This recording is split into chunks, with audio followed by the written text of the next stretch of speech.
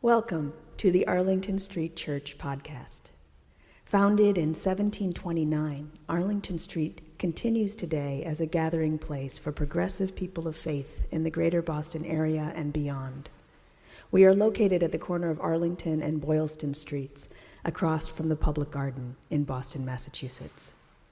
Please visit ascboston.org for more information about this historic Unitarian Universalist congregation. Arlington Street Church, gathered in love and service for justice and peace. The work of the church is to comfort the afflicted and to afflict the comfortable. Today we're leaning into afflict the comfortable. Last month, a white male was chosen over a Latina female among the finalists to lead the southern region of the Unitarian Universalist Association. While ultimately he was not hired, the choice would have made the leadership of the UUA wildly and disproportionately white and male, and unqualified disaster in the administration of a faith tradition committed to being anti-racist. What we learned from this debacle is that while we are countercultural, we are not immune to the forces of the wider society. My colleague, Reverend Gretchen Haley, wrote, "The Unitarian Universalist Association is a human creation limited by human imagination, human ego, and yes, human sin. But our faith is not limited. Rather, it calls to us with the vision of serving on behalf of abundant life for all, serving on behalf of liberty and justice for all, that we might imagine a world free of racism and other interlocking oppressive forces, and work towards such a world." The call went up from our clergy and lay leadership to examine our internalized, institutionalized racism, to address the inequity of our infrastructure, and to live up to our values.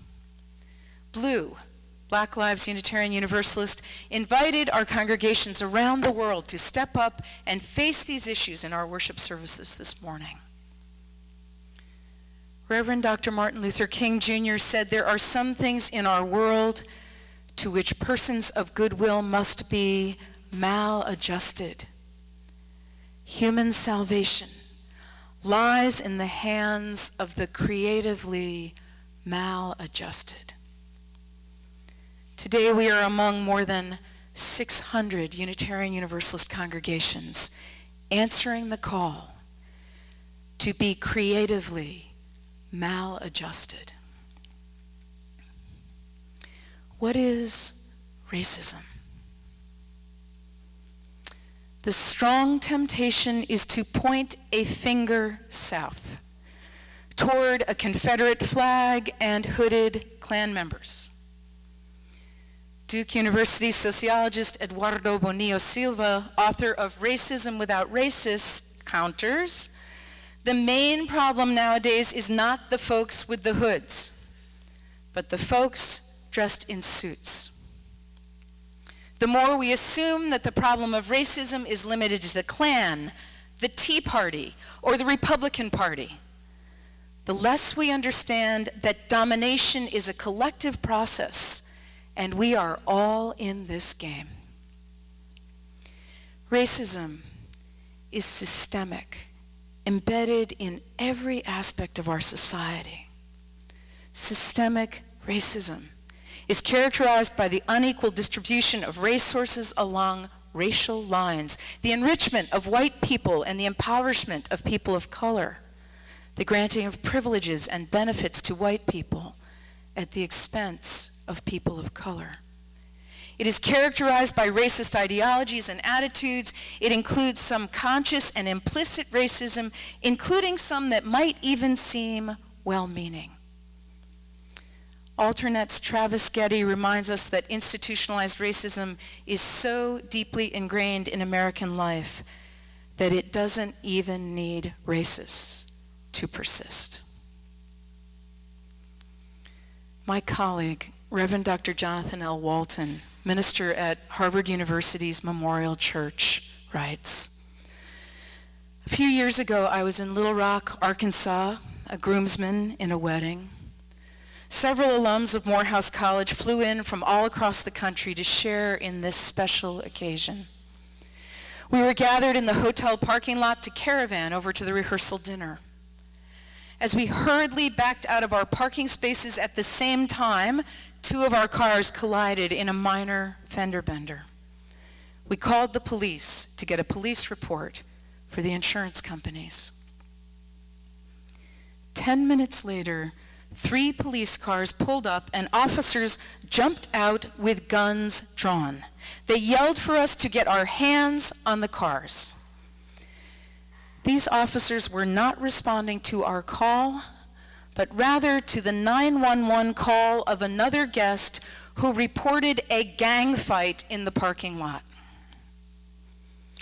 There were several physicians in the group and 1 or 2 Wall Street executives. A few of us had or were working toward our PhDs at the same time.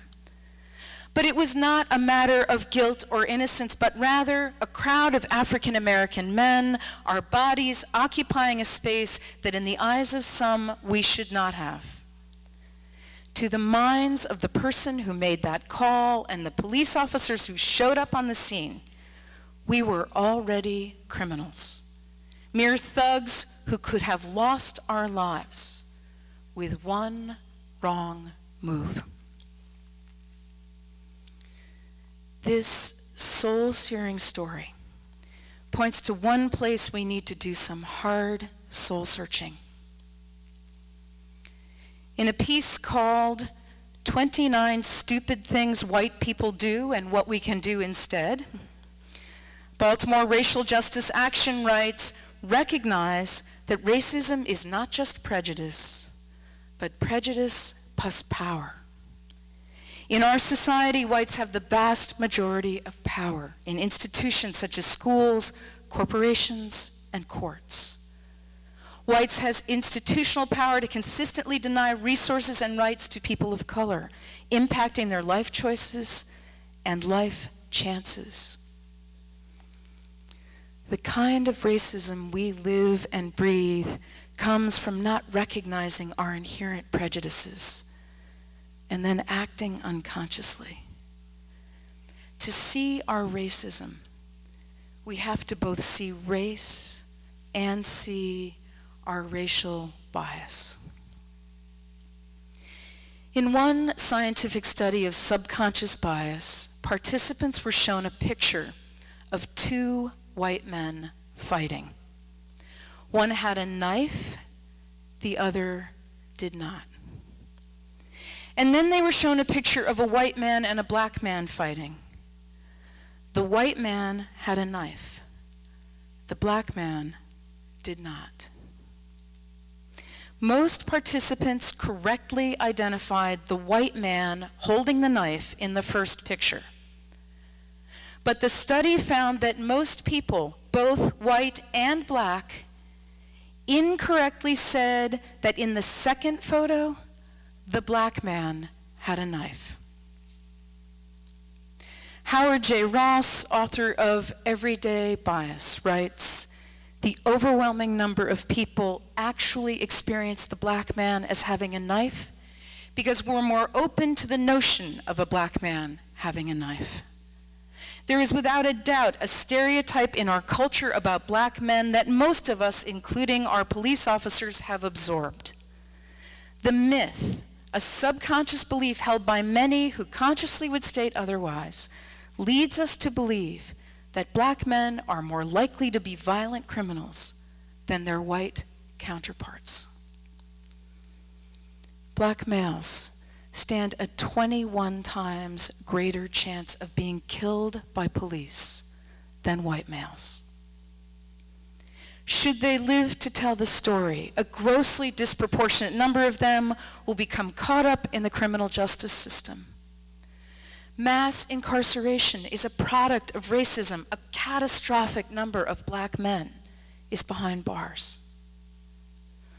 what is not always in the conversation is this statistic. According to the American Civil Liberties Union, despite the fact that blacks and whites use drugs at roughly the same rates, blacks are incarcerated for drug offenses at a rate 10 times greater than that of whites. What's clear is that for those of us who are white and who want to be sincere, effective allies in anti-racism, we must pay microscopically close attention to our biases.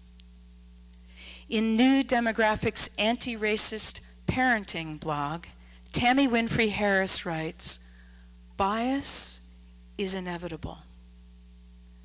Racism is not." My colleague, Reverend Erica Hewitt, writes, "We have to understand unexamined whiteness as our culture's founding sin, deepest injury, and most urgent call. When you know better, you do better. We have to keep learning and feel uncomfortable.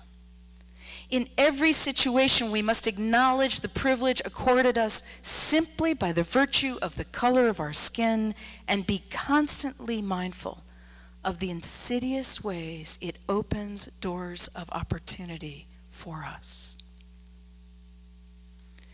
The problems besetting communities of color are legion, starting with lack of educational opportunity, unemployment, which is twice the rate for black people as for white people, poverty, mass incarceration.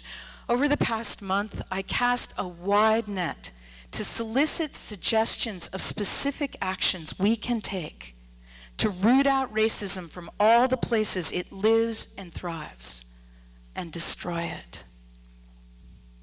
I heard first and last that to be a good ally, those of us who are white need to stop talking and start listening to the experiences of people of color. Here are some additional suggestions. It's a well-known fact that schools are having a very hard time teaching kids to read who don't come from homes where there are books and readers. Knowing as we do that capital and resources for education and economic inclusion will be withheld by the current administration, we are called to step into the breach.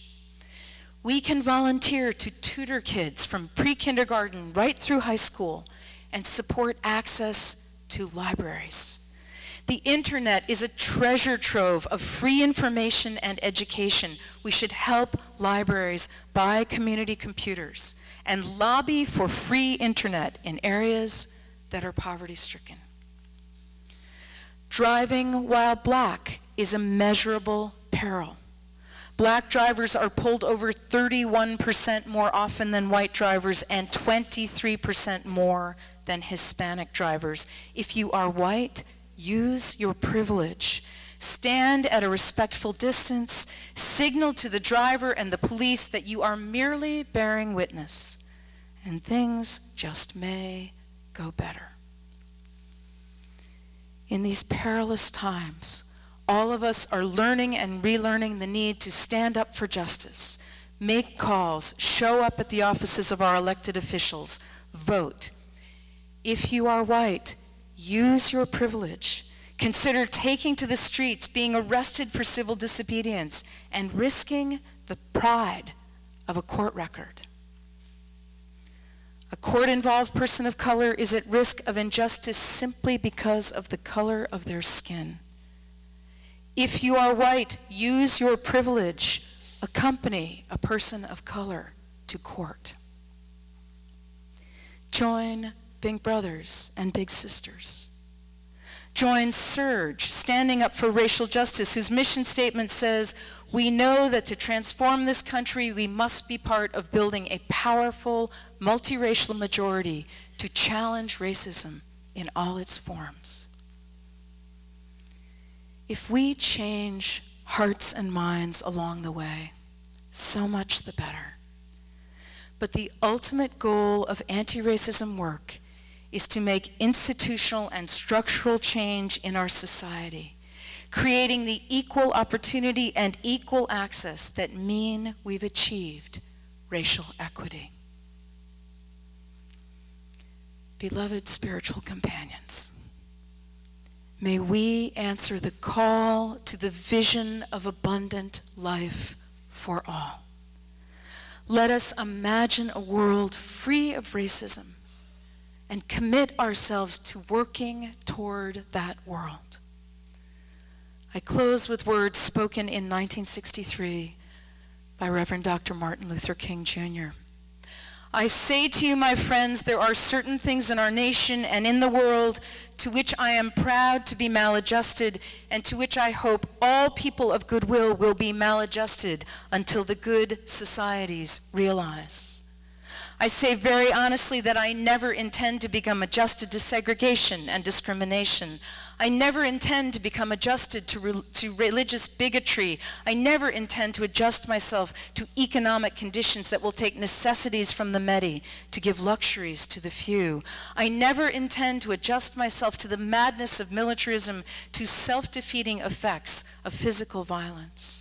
In other words, I'm about convinced now that there is a need for a new organization in our world, the International Association for the Advancement of Creative Maladjustment.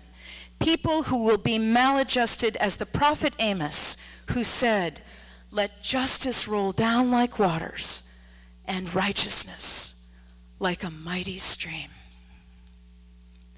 Amen.